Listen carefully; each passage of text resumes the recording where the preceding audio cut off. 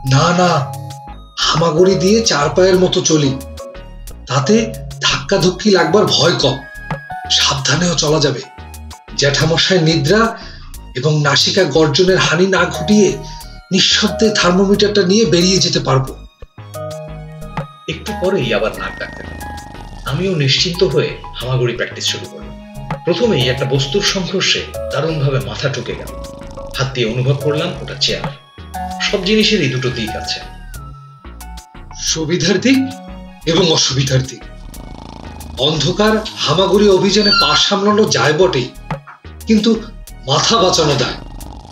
যাক, গোল টেবিলটা এতক্ষণে পেয়েছি। এবার হয়েছে, ঘরের মধ্যিখানে পৌঁছে গেছি। এখন থেকে সোজা উত্তরে গেলেই সেই তাক যেখানে থার্মোমিটার আছে, না তাকালেও পাবো।